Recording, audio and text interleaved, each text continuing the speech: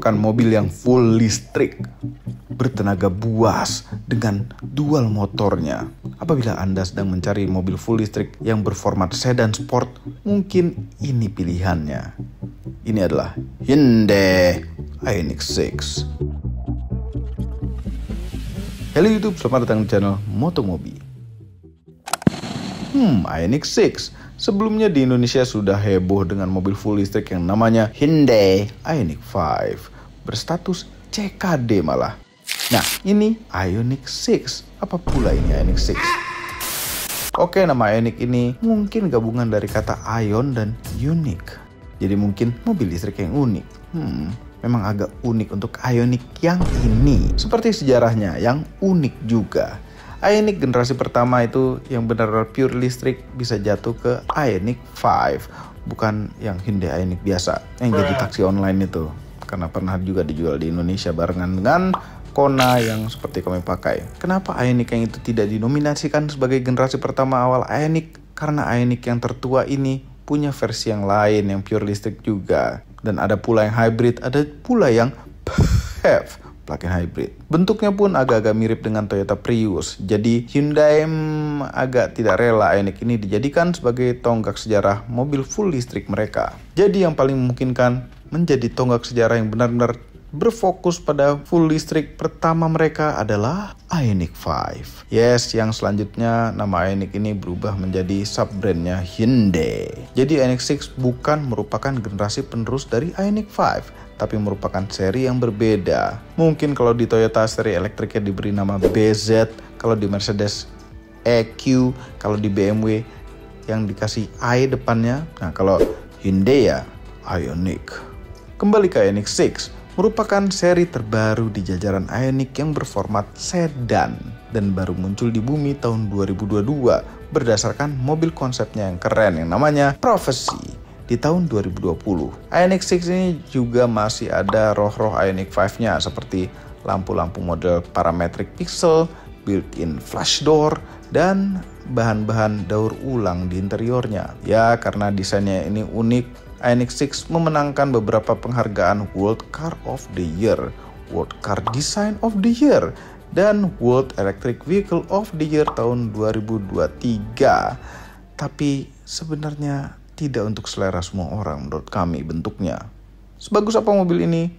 Akan kami review. Nonton video ini sampai habis. Hyundai Ioniq 6 akhirnya ada di markas kami sekarang. Minjem ya, bukan beli. Pertama kali ngeliat di Gias, ngeliat langsung. Kaget sekali di Gias, tiba-tiba nongol. Dijual Ioniq 6 di booth Hyundai.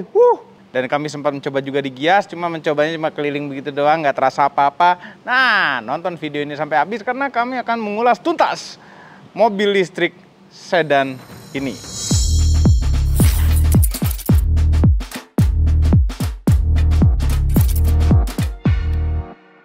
Seperti khasnya dari Hyundai, pakai pixel-pixel. Dari Ioniq 5 sampai mobil ini ada pixel-pixelnya. Lampunya tuh penuh, ada pixel-pixel sampai dalamnya ada pixel.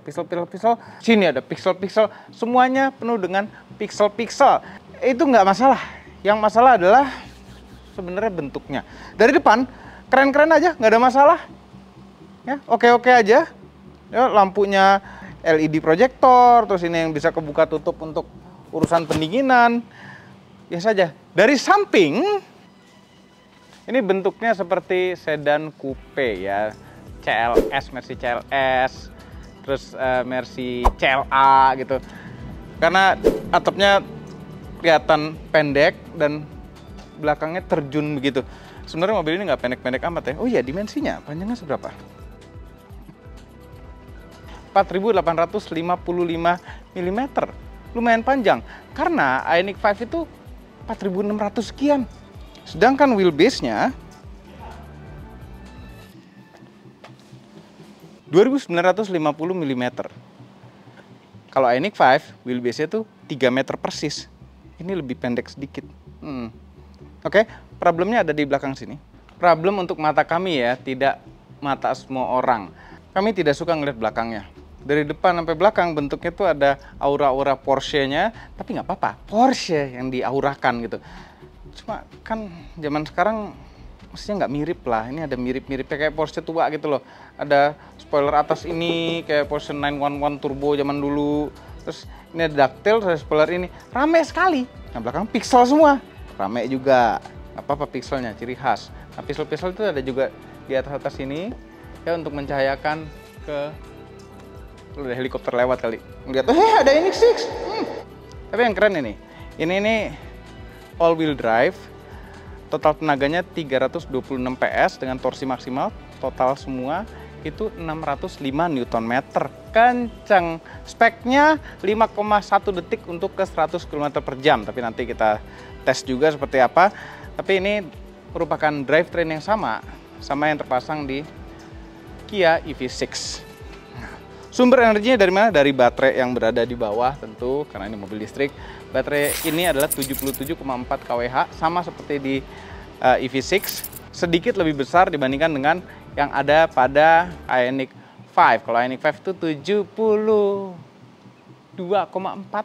Tapi dengan baterai yang lebih besar ini katanya bisa 519 km range-nya. Luar biasa. Arsitektur Hyundai Kia 800 volt arsitekturnya, sehingga bisa ngecharge sampai 350 kW untuk DC chargingnya.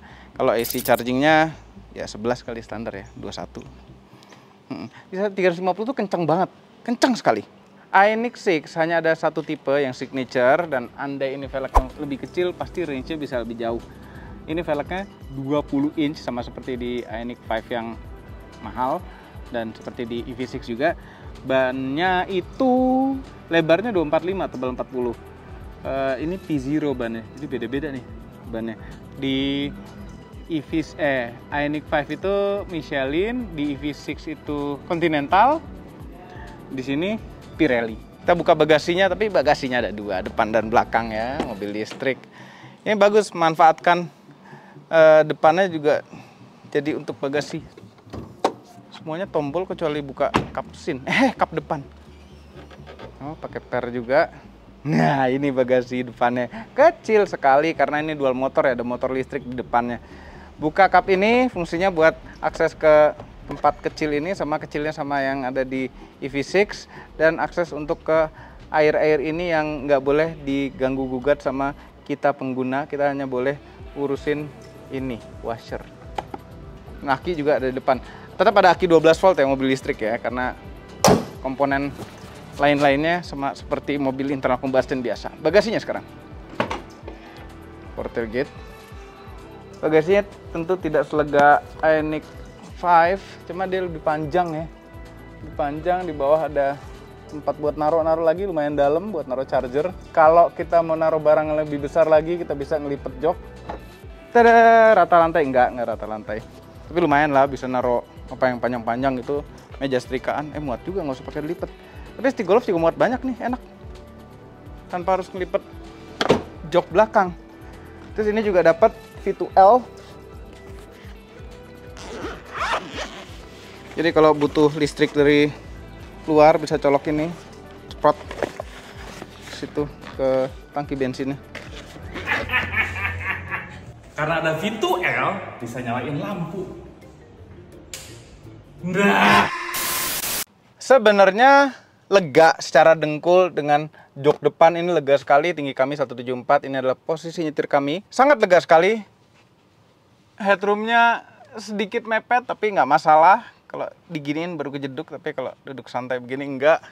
Ada armrestnya dengan 2 cup holder, jadi sikut rest kalau cup holder dipakai. Memang sedikit agak kurang tinggi lah bagian depannya, cuma nggak masalah. Karena di bawah nih baterai ini rata ya, dia nggak ada posisi tidur di tengah, karena full rata baterai. Dia lantainya tuh lebih tinggi daripada mobil internal combustion. Kalau duduk normal kan begini, dan kaki juga nggak bisa masuk dah. Rapat mepet dengan posisi nyetir kami. Enak-enak aja sih, nggak masalah kok. Belakangnya leganya itu loh. Padahal wheelbase lebih pendek daripada Ioniq 5, 5 cm loh bedanya. Nah, ini ada pemanas jok belakang, jangan dinyalain, panas. Door trimnya bagus, tuh ada gerenjel-gerenjelnya ini. Terus bisa naruh sesuatu di sini, di depan speaker.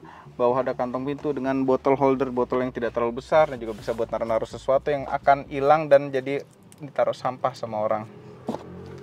Ada 2 colokan USB-C, ada kantong lagi di sini, ada kantong di belakang jok depan. Nah, Ini fungsinya bagus ya.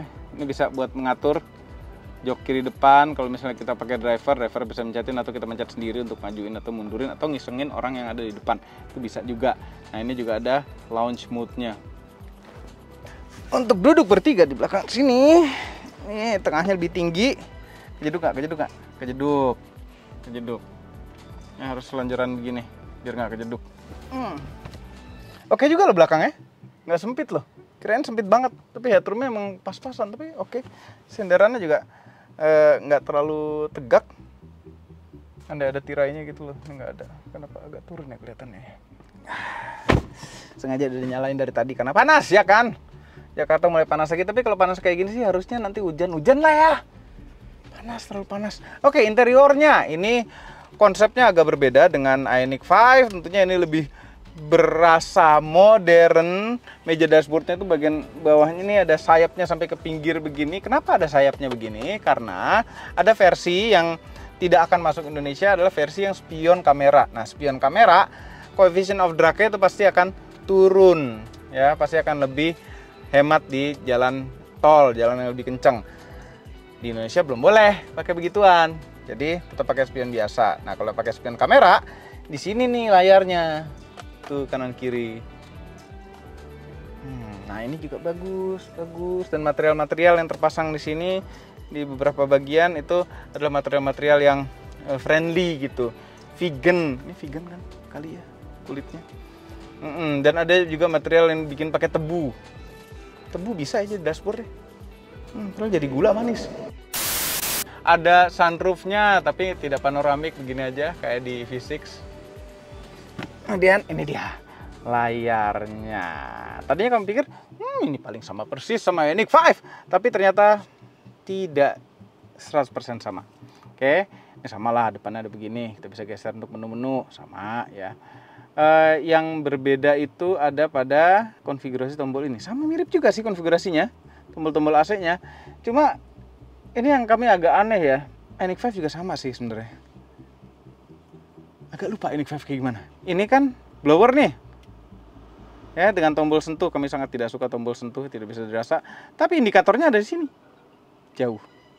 Terus ini kan pengatur arah nih. Tapi indikatornya ada di sini. Kenapa nggak dideket-deketin gitu ya? Jauh sekali. Nah, ini dual zone, oke, suhu di samping-samping ada. Nah, kalau kita pencet climate, akan muncul menu di layar tengah untuk urusan peng-AC-an, untuk menu yang lebih dalam lagi. Dan ini ada pendingin jok juga. Dan pemanas setir. Nah, ada tombol-tombol shortcut di sini. Ya, parking sensor, ini terus apa namanya? Kamera 360.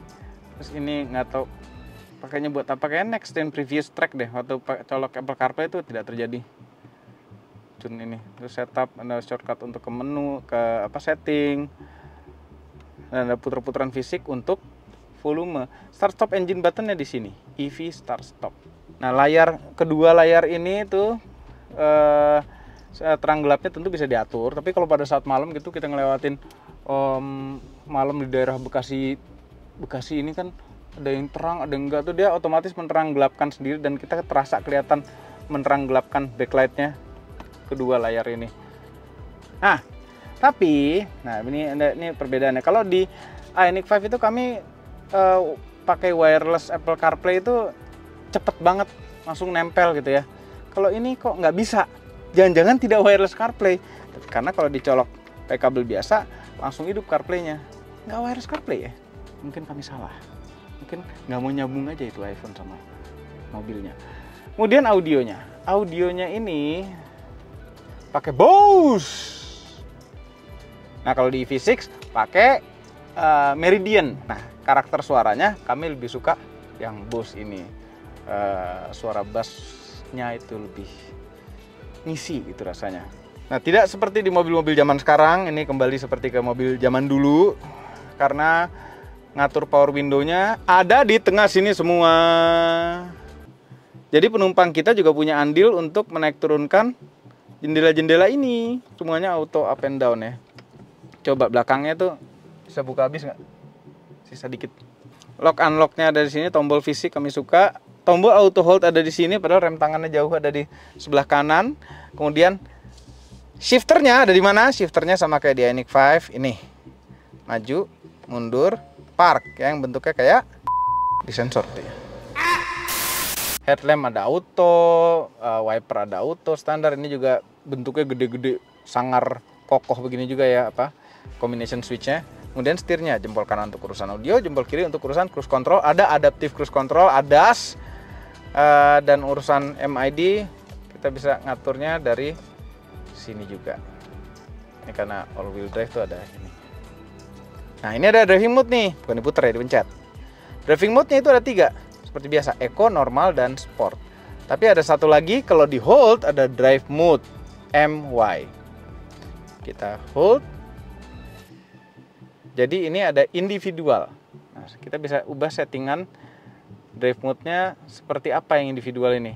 Nah, power output-nya bisa kita atur, mau maksimal, standar, atau minimize. Acceleration sensitivity bisa high, moderate, low, jadi kayak sport. Steeringnya bisa normal atau sport. Kemudian drive line. Ya ada drive line. Bisa all wheel drive only, auto all wheel drive hanya kalau dibutuhkan, dan two wheel drive only, jadi rear wheel drive mobilnya. Jadi driving mode-nya bisa diatur two wheel drive only. Ini yang tidak ada di Kia EV6, sayang sekali. Bisa kali ada update terbaru gitu ya, dibikin two wheel drive. Instrumen cluster sama aja kayak begini, yang kalau driving mode-nya diubah akan berubah-ubah dikit. Sebelah kanan ada parking brake, ngatiin traction control, buka tangki, tutup baterai, tutup charger, dan power tailgate. Nih urusan power mirror, electric mirror. Nah ini nih, masih begini lucu, buka. Oke, ada 2 buah memory seat di sini. Ini ada 4 LED kecil-kecil, ini melambangkan status ngecharge ya. Kalau lagi ngecharge dia akan main-main warna. Kalau lagi mundur juga warnanya merah kalau nggak salah. Ini katanya kode Morse 4 ini, 4 titik itu kode Morse untuk H2 Hyundai. Kepraktisan, di sini bisa naruh sesuatu juga. Di bawah sini ada kantong sama, dan bisa buat naruh botol yang tidak terlalu besar botolnya ya. Nah ini transparan nih. Ini ada ambient light, kalau malam kelihatan jelas ambient light yang 2 warna yang berbeda, kita bisa atur ya. Nah ini tampilannya kalau malam gimana, keren nggak? Nah, praktisan di tengah, di bawah tuh ada tempat besar sekali. Di atas ada wireless charger, ada 2 buah cup holder, tapi sayangnya nggak bisa ditutup ya, jadi kebuka nggak rapi begini aja. Ini buat naruh sesuatu juga bisa nih di sini. Bisa maju nggak? Nggak. Terus ada konsol yang nggak terlalu besar tapi lumayan berguna buat naruh dompet. Ada 2 buah colokan USB-C juga di sini. Ngumpet. Ini 12 volt power outlet. Ini colokan USB biasa buat audio. Kemudian ada colokan AC lagi di sini. Itu di kolong situ V2L juga tuh. Itu 3,5 kW juga katanya. Lacinya seberapa besar? Nah, lacinya tidak seperti di Ioniq 5 yang model laci, enggak, ini laci biasa yang cukup dalam, mirip di EV6. Spion tengah auto day night, dash unroof yang bisa dibuka dan bisa tilt saja. Kemudian kita coba launch mode dulu. Make sure enough room, ya. Press. Nah, ini nggak ada leg rest tambahannya ya.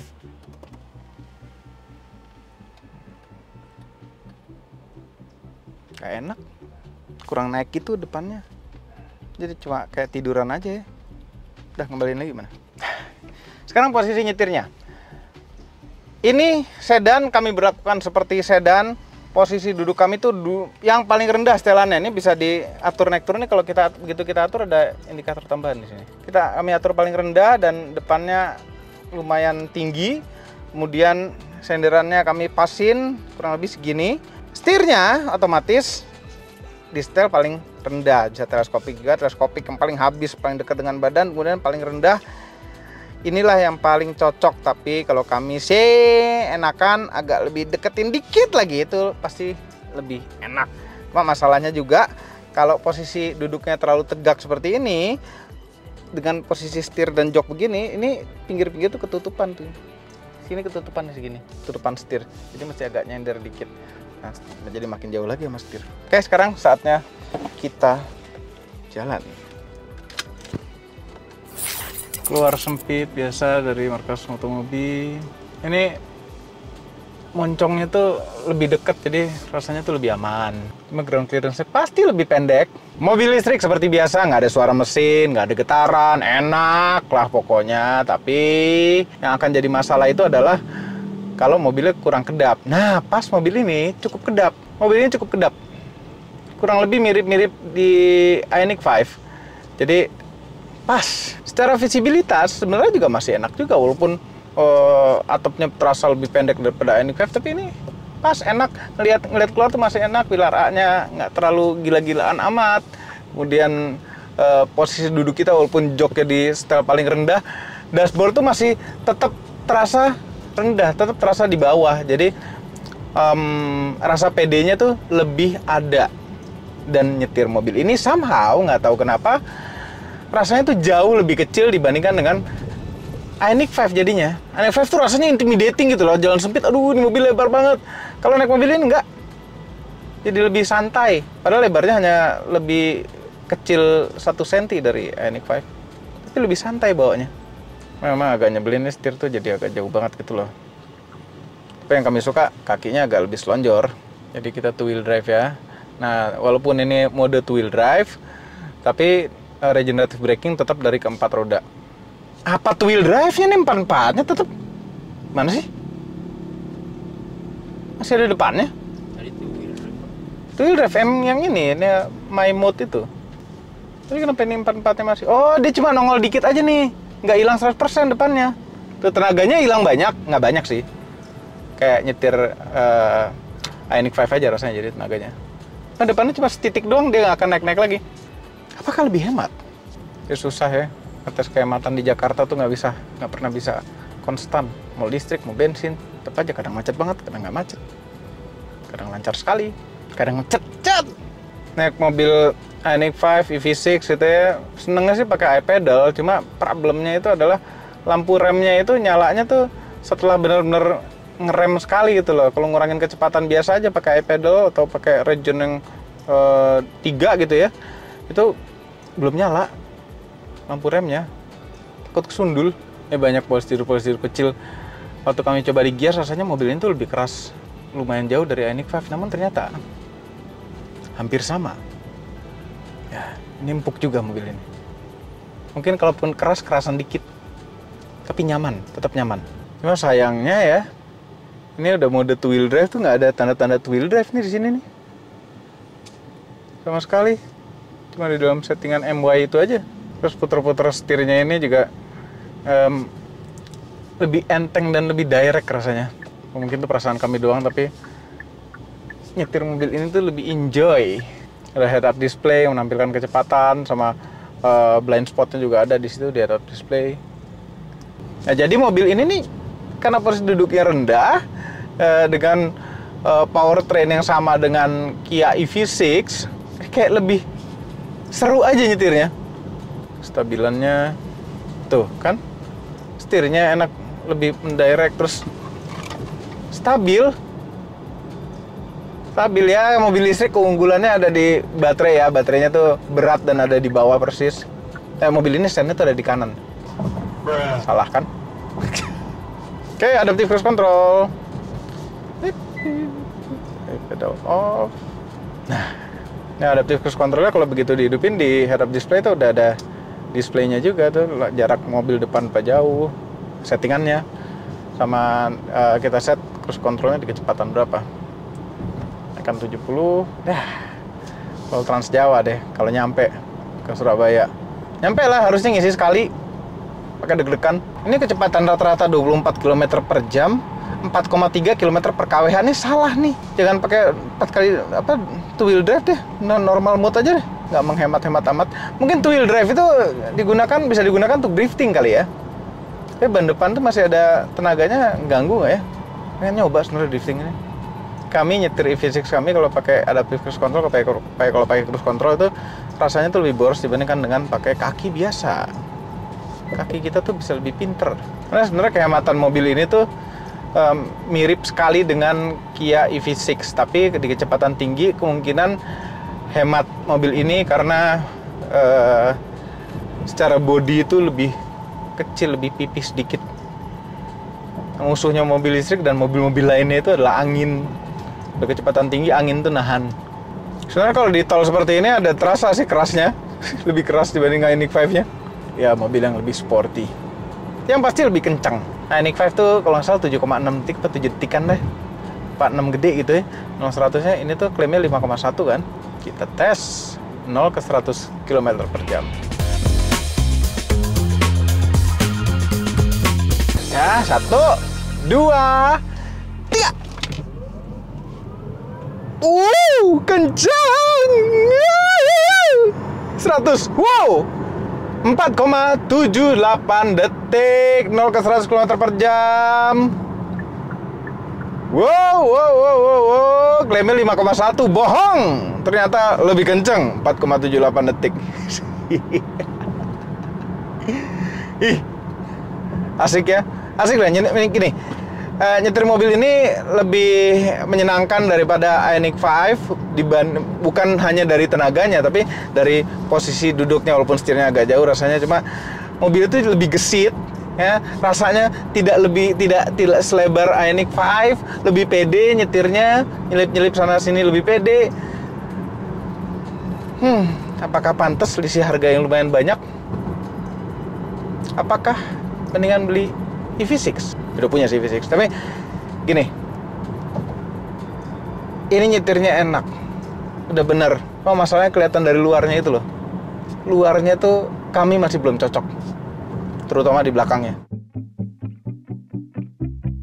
Overall mengenai Hyundai Ioniq 6, walaupun performa motor listriknya mirip-mirip dengan mobil listrik kami Kia EV6, namun Ioniq 6 menawarkan sesuatu yang berbeda. Bisa two-wheel drive dan rasa sedannya lebih terasa di Ioniq 6 ini. Lebih sporty. Jadi apabila Anda tipikal yang senang dengan rasa berkendara mobil sport namun full listrik, mungkin Ioniq 6 ini bisa menjadi jawabannya. Kemudian mengenai harganya, Hyundai Ioniq 6 ini dijual dengan satu varian saja, yaitu Signature, dan harganya Rp1.197 juta. On road Jakarta. Sebenarnya harganya menarik, tapi kalau desain tetap kami memilih Kia EV6. Ganteng.